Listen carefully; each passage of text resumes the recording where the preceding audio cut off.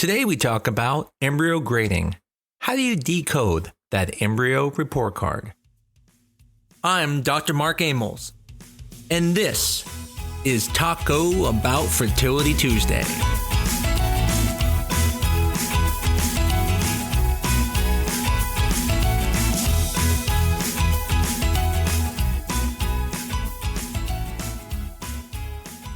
Today, we're going to be diving in to the fascinating world of embryo grading.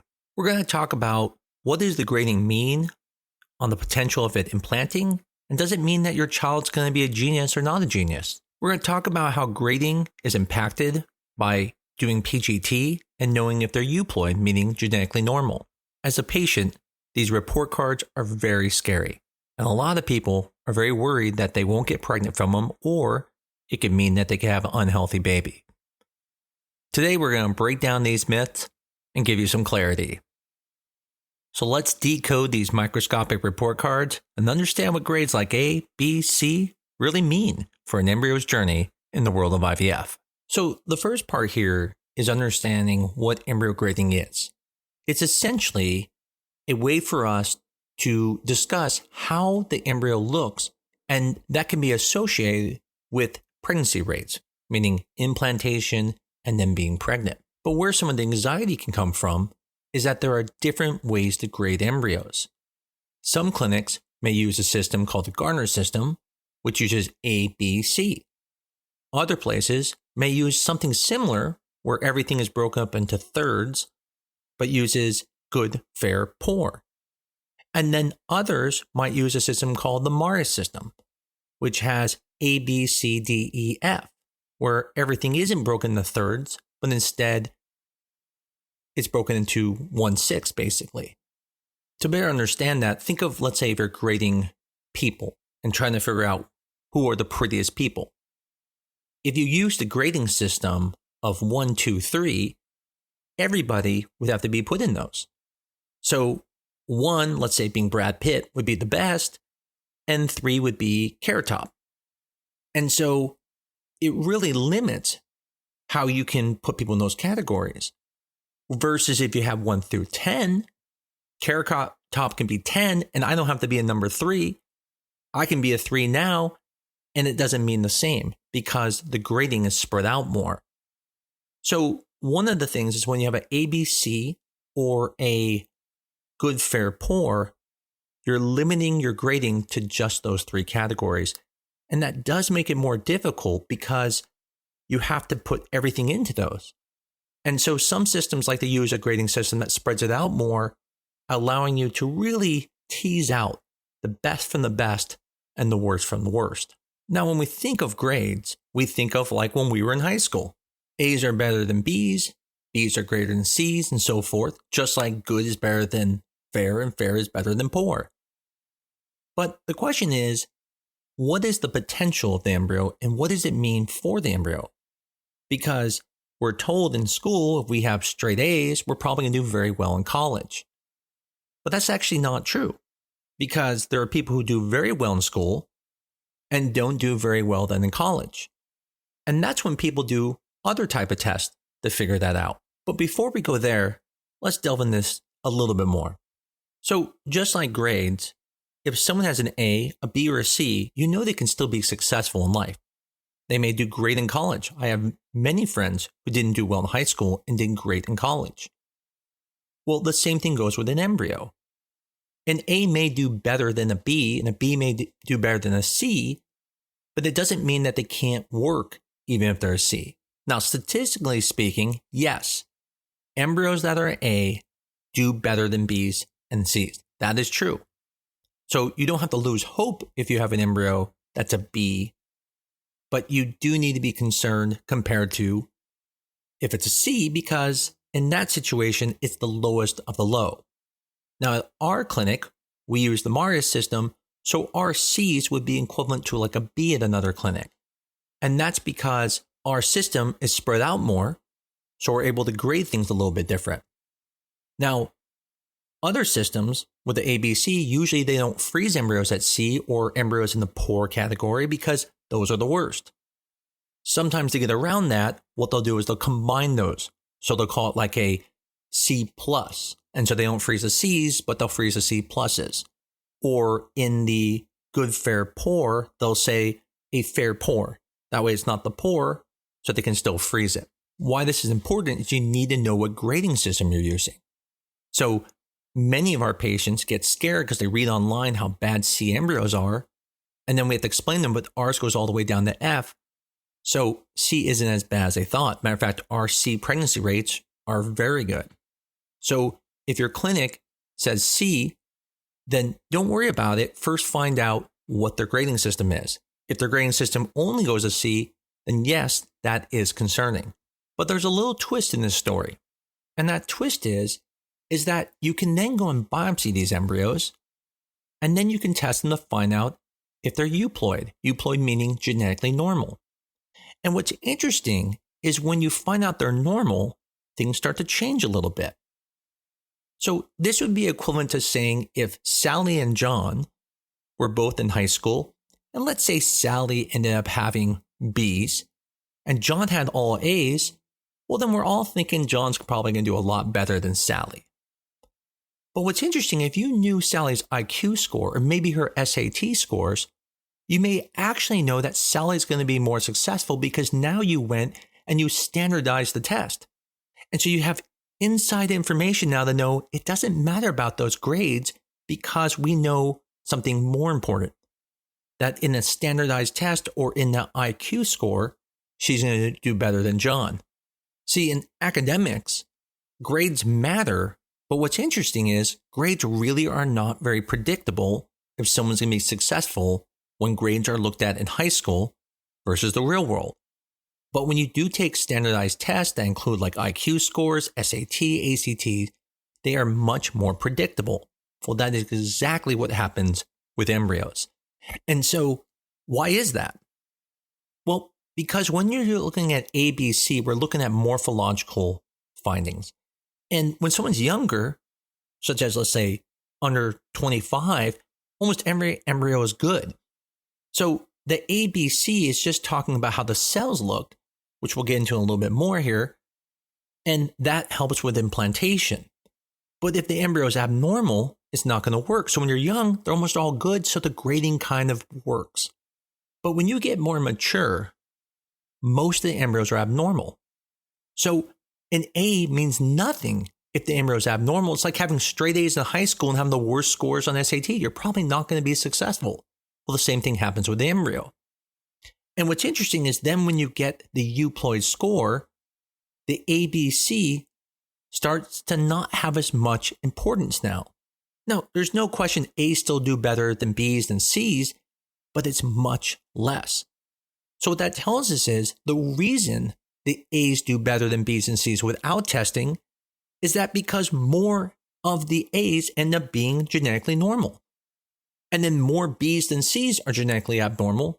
So that's kind of why they line up like that. But once you know the grades, it doesn't matter as much anymore. If your C is genetically normal and your A is abnormal, the C wins every single time. So the big question is, what are we even grading? Are we just saying it looks really good? Or are we saying there's certain things about the embryo that we know can affect implantation? Well, it's not a beauty contest, but it is involved with beauty. There are several things they look at when they're grading an embryo. One is looking at cellular level. So it does matter where you are grading. If you're grading at day 3 versus day 4 versus day 5, very few clinics do day 4 grading. It's very difficult. It's a morula, compacted. You really can't grade much. So very few places do that. I actually only know of one. Day 3 grading doesn't happen much anymore because most people are not doing day 3 transfers, at least not good clinics. Some still do it, and there's nothing wrong with that, but very few do. The principles are still somewhat similar, but the grading is slightly different. So most of this is going to be on day 5 embryos we're going to talk about. And so when you look at the embryo, the first grade is going to be a number. That number is going to be discussing where the embryo is in the hatching process. So it goes from 1 to 6, where 1 would be a completely collapsed early blastocyst that hasn't even started to develop fluid inside the cavity. And 6 would be a completely hatched embryo where it's already out of its shell. 5 would be hatching and so forth. So the number is just telling you the stage at where the embryo is at in the embryo's kind of short life so far. And what you'll notice is that embryos that are biopsied are usually going to be 4 and above, whereas embryos that are frozen can be as low as 3. That's because when you're going to do a biopsy, you do need some space between the cells to be able to biopsy the trophectoderm cells versus the inner cells. Then you usually have a grading of the trophectoderm, which is the outer cells that make up the placenta, and the intercellular mass, which is the cells that make up the baby. And what you're looking at is the number of cells. You want to see lots of cells. Lots of cells is proliferation, which is good. And so in the trophectoderm, you're going to look at how many cells are there a whole bunch or are there fewer cells? On the same token, you want to look at symmetry. Are the cells somewhat evenly around the same size, or do you have big ones and small ones and they're a little bit asymmetrical? You want symmetry. The more symmetry, the better. Having asymmetry will lower your score. The next thing is looking at granulation. How do the cells look? Is there a lot of granulation? Do they look clean and smooth? Is there fragmentation occurring where there's these little tiny blebs inside of the zona pellucida, which is the shell that keeps the embryo? All of those are used to give you a grade. But there's one thing that's not in the grade, which is what day did it take to get to that stage? Meaning, did the embryo get to that stage on day 5, day 6, day 7? Well, that matters. And it actually matters more than you think. An embryo that can be frozen by day 5 or 6 does better than an embryo on day 7. And this kind of matches up with that analogy, right? If I told you that, Sally and John both had the exact same grades and that Sally and John had the exact same SAT scores, you may say, yeah, they seem like they're both very good. But then you found out that it took John until he was 25 to finish high school because he had to keep doing it over and over again. You may start to suspect that it took a little bit too long for John, and John probably sucks. Well, we see the same thing with embryos. Embryos that lag and take longer, even if they're genetically normal, tend to not do as well. And so the pregnancy rates can be severely affected even with a day 7 embryo that's euploid. At our clinic, we have seen some differences even between day 5 and 6, but it depends why it was frozen on day 6. If it was a biopsy, it may have just been pushed that day to allow for the biopsy. But if they weren't biopsied, we usually do see a difference between day 5 and 6 that are just frozen on those days. But there's another thing that we haven't talked about. Who's doing the grading? I mean, clearly, someone grading at Harvard is going to be different than someone at a community college. Now, it doesn't mean they can't be equal, but the point is, if someone's being more liberal with their grades, or they're being tougher with their grades, it can affect the chances. So if one clinic is giving out A's to everybody, they're like, Oprah, you get an A, and everyone gets an A, you're probably not going to have some differences in pregnancy rates based off of grading, but you're going to actually have a lot of variability in that grading. So an A may do horrible at that clinic compared to another clinic. Whereas a clinic who grades really tough, their B's may do better than the A's at that other clinic because they're so stringent on their criteria. And so they leave the best for the best of A. And so their criteria is going to be more predictable. You'll see less variability in each grade because they're being very accurate. This is why when I get embryos from a clinic, I always look up the CDC rates of what that clinic had for under 35, because then I can kind of get a better idea of how good they are at grading. When you live locally around other clinics, I get to see their embryos a lot. And so I know which clinics are better at grading and truthful compared to the ones who just want to make everyone feel good and give A's and B's out to everyone. So now that we've talked about how the grading happens and what the grading means, we haven't really talked about what does it basically predict. And that's what we're going to talk about next, because there's a couple predictions in it. The first prediction is, what is the chance of getting pregnant, which means the chances of implantation. Now, the grade of the trophectoderm is going to affect implantation more. Now, the total grade between the intracellular mass and the trophectoderm are going to affect continuing pregnancy.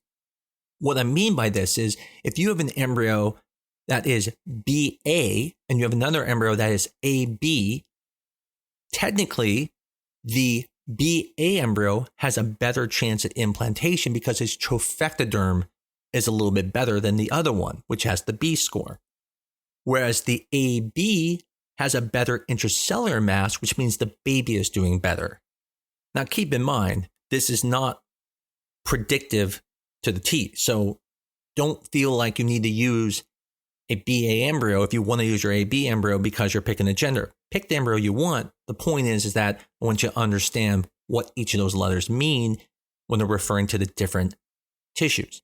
If you have euploid embryos, then the grading still matters, but the difference between an A and a C is much less. So before, an A versus a C might be a 50-60% difference in pregnancy rates.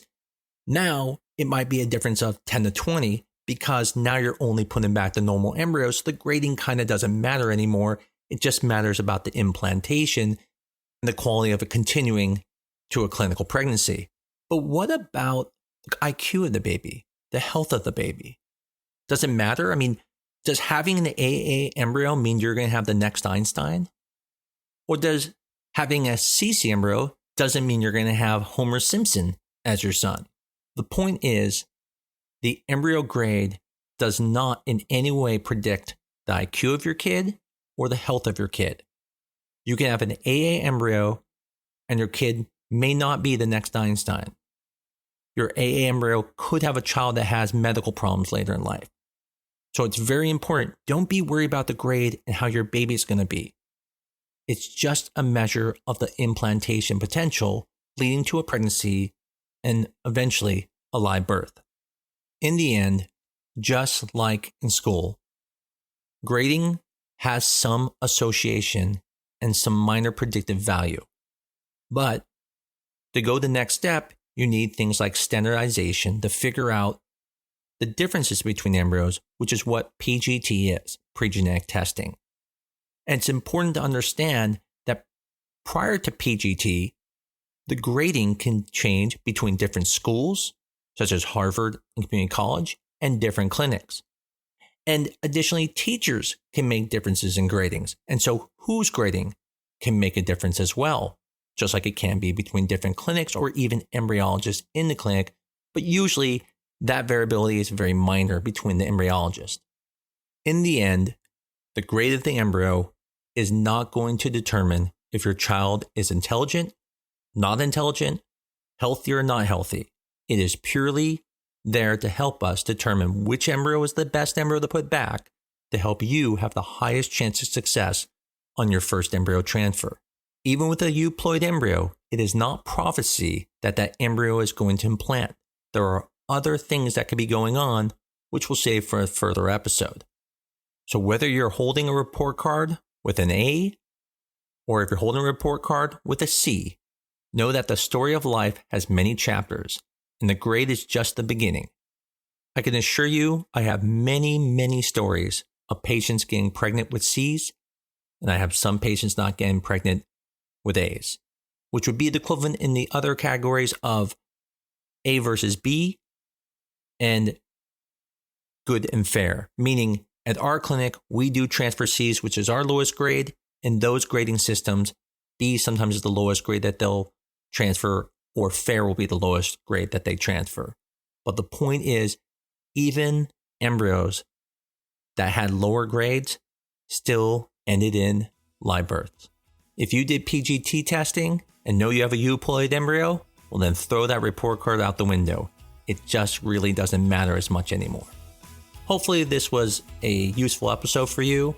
I bet if you're going through IVF, it could really help. Even if you're not going through IVF, maybe you have a friend who's going through and let them know about this episode. It might be very useful for them. As I always say, if you enjoy this show, please tell people about it.